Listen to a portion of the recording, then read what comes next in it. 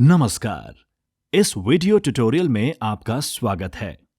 इस सेशन में हम MPCDSR सॉफ्टवेयर के CDR मॉड्यूल में फॉर्म 3A नियोनेटल डेथ्स के बारे में समझेंगे। इसके लिए हमें अपनी लॉगिन इंफॉर्मेशन और प्रदर्शित कैप्चा डालकर MPCDSR सॉफ्टवेयर में लॉगिन करना होगा। लॉगिन क्रेडेंशियल दर्ज करके हमें साइन इन पर क्लिक करना होगा।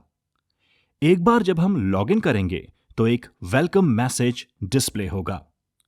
ऊपरी बाएं कोने में हम CDR मेन्यू देख सकते हैं। CDR में हमें फॉर्म 3 वर्बल ऑटोप्सी पर क्लिक करना है।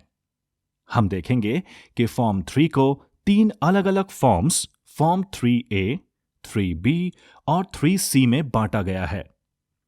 इस वीडियो में हम फॉर्म 3A देखेंगे जो नियोनेटल डेथ्स के लिए वर्बल ऑटोप्सी है। यहां मृत्यु की समयावधि 0 से 28 दिनों के बीच है।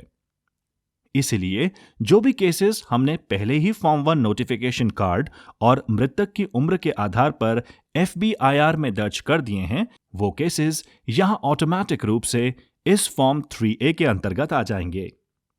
तो जैसा कि हम देख सकते हैं, पहले ये अलग अलग केसेस थे, लेकिन कई केसेस में से केवल यही केस फॉर्म 3A में आया है क्योंकि मृतक शिशु की उम्र 28 दिनों से कम है। तो अब हम इंफॉर्मेशन ऐड करने के लिए सबसे दाहिने कोने पर प्लस आइकॉन पर क्लिक करेंगे। सिंपल डेटा एंट्री के लिए फॉर्म 3A को कई सेक्शंस में विभाजित किया गया है। अब जैसा कि आप देख सकते हैं, डिस्ट्रिक्ट, ब्लॉक और गांव का नाम अपने आप आ गए हैं। इसलिए हम अन्य मैंडेटरी यानी अनिवार्य फील्ड्स जैसे PHC सब सेंटर, डेट, परिवार के मुखिया का नाम आदि दर्ज कर सकते हैं। मृतक शिशु का नाम और मृतक शिशु की माता का नाम भी पिछले फॉर्म से ऑटोमेटिकली आ जाएगा। कृपया याद रखें कि रेड एस्टेरिस्क वाले फील्ड्स अनिवार्य फील्ड्स हैं। इन्हें अनिवार्य रूप से भरना होगा। अन्य फील्ड्स के लिए यदि हमारे पास विशिष्ट जानकारी नहीं है तो हम उन्हें छोड़ सकते हैं। एक बार जब हम इस सेक्शन को भर देंगे तो हम जानकारी को सेव करने के लिए नेक्स्ट पर क्लिक करेंगे और सेक्शन A पर आगे बढ़ेंगे। सेक्शन A प्रतिवादी यानी रेस्पोंडेंट से प्राप्त डिटेल्स, मृतक शिशु के पते का विवरण और संबंधित अन्य जानकारियों के बारे में है। अब फिर से हमें यहां पर मैंडेटरी इंफॉर्मेशन यानी अनिवार्य जानकारी भरनी होगी। मृतक शिशु के मृत्यु के समय, आयु, पूर्ण दिनों में, जन्म तिथि, मृत्यु तिथि अपने आप आ जाती है। पता भी अपने आप आ जाता है। अगर हमें कोई और जानकारी ऐड करनी है तो हम कर सकते हैं। हमें मृत्यु का स्थान चुनना होगा और फिर हम नेक्स्ट स्टेप पर आगे बढ़ सकते हैं। अगले भाग में पूछा जाता है कि क्या बच्चे का एक्सीडेंट हुआ है। वर्तमान में डिफॉल्ट रूप से विकल्प नो यानी नहीं है। यदि हम हां चुनते हैं तो और भी संबंधित डिपेंडेंट फील्ड्स सामने आ जाएंगी।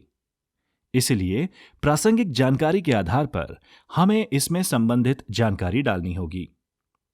इसी प्रकार गर्भावस्था और प्रसव के विवरण से संबंधित अन्य फील्ड्स भी हैं। हमें सभी मैंडेटरी फील्ड्स भरने होंगे। हमें यह याद रखना है कि ये सभी फील्ड्स आपस में जुड़े हुए हैं और आपने पिछले फील्ड्स में जो जानकारी दर्ज की है उसके आधार पर ये बदल सकते हैं। साथ ही हमें यह भी याद रखना होगा कि ये सभी फॉर्म और फील्ड स्वास्थ्य और परिवार कल्याण मंत्रालय द्वारा जारी CDR दिशा निर्देशों के अनुसार हैं। इसमें कोई अलग फील्ड या फॉर्म नहीं है जिन्हें जोड़ा या हटाया गया है। इसलिए ये पूरी तरह से जारी किए गए दिशा निर्देशों पर आधारित हैं। तो जैसा कि हम देख सकते हैं, जब भी हम कई ऑप्शंस वाले प्रश्न का चयन करते हैं तो फॉर्मेट बदल जाता है और कुछ अतिरिक्त प्रश्न भी सामने आते हैं। इसलिए हम जो चयन या सिलेक्शन कर रहे हों उसके प्रति हमें बहुत सावधान रहने की आवश्यकता है। हमें सही जानकारी डालनी होगी और सॉफ्टवेयर ऑटोमेटिकली हमसे प्रासंगिक प्रश्न पूछेगा। एक बार जब हम जानकारी ऐड कर लेते हैं तो हम इसे सेव करने के लिए नेक्स्ट पर क्लिक कर सकते हैं और अगले सेक्शन पर जा सकते हैं जो कि सेक्शन C है। यहां हमारे पास एक अंतिम टेक्स्ट बॉक्स है जिसमें परिवार द्वारा बताई गई जानकारी लिखनी है। यह एक ओपन टेक्स्ट फील्ड है और हम जितनी चाहें उतनी जानकारी यहां डाल सकते हैं। फिर से एक अन्य प्रश्न के लिए एक टेक्स्ट बॉक्स फील्ड है। यहां भी हम जितनी चाहें उतनी जानकारी दर्ज कर सकते हैं। अंत में प्रश्न मृत्यु के कारण से संबंधित है। अब जब हम इस पर क्लिक करेंगे तो ICD-10 क्लासिफिकेशन के अनुसार मृत्यु के विभिन्न कारण हैं। हमें एक विकल्प चुनना होगा। हमें इस पर कई चयन प्रदान किए गए हैं ताकि मृत्यु के एक से अधिक कारणों को मृत्यु के निर्दिष्ट कारण के रूप में चुना जा सके। एक बार जब हम यह कर लेंगे तो हम फॉर्म 3 की इस एंट्री को सेव करने के लिए सेव पर क्लिक करेंगे। इस तरह फॉर्म 3A सबमिट किया जाएगा। जैसा कि अब हम देख सकते हैं कि प्लस आइकॉन एक एडिट आइकॉन और एक व्यू आइकॉन में बदल गया है। इसलिए हम जानकारी को एडिट करने के लिए पेन आइकॉन पर क्लिक कर सकते हैं तो ये एडिटेबल मोड में खुलेगा। हम कोई भी जानकारी डाल सकते हैं और फिर उसे सेव कर सकते हैं, या हम इस इंफॉर्मेशन को देखने के लिए सिर्फ आई के आइकॉन पर क्लिक कर सकते हैं ताकि हम इस इंफॉर्मेशन को भी देख सकें। तो इस तरह भरा जाएगा फॉर्म 3A नियोनेटल डेथ्स। आशा है ये जानकारी आपके लिए उपयोगी होगी। इस वीडियो में बने रहने और सीखने के लिए आपका धन्यवाद।